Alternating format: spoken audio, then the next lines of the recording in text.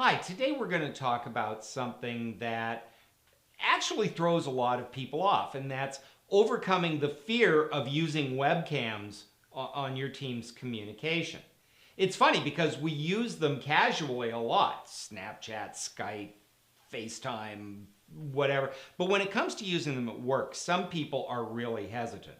I mean, for some of us, there's a perfectly good reason not to want to be on camera. But the fact is, it adds so much value and aids communication that you want to get people using them in a very comfortable manner. So how do you do that?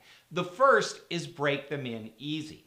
Demonstrate webcams in a casual situation. Just say, hey, I want to try something, or let's do it this time. It's not a big deal. Don't worry what you look like. Don't worry if your office is a mess.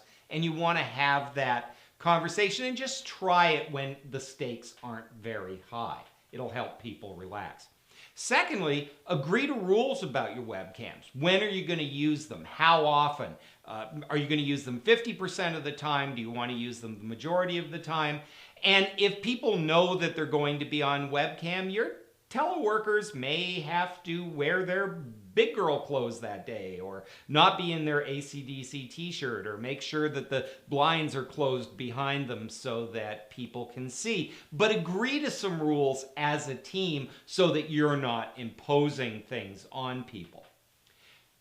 People will use a tool if it's part of the normal workflow. So if the way that you meet is discussed, if it's open, if people know that webcams are part of the deal and it's seamless, and most platforms fire up the webcam almost automatically, it will be less of a big deal than if you have to do something separate to make them function.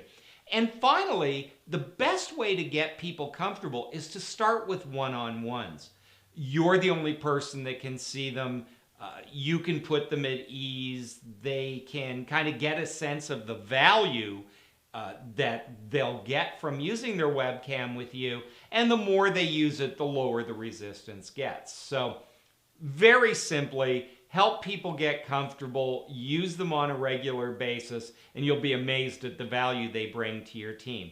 If you want to learn more about how technology helps or doesn't with remote team communication, check out the Remote Leadership Certificate series, and especially our program on how to create and manage remote teams. See you next week.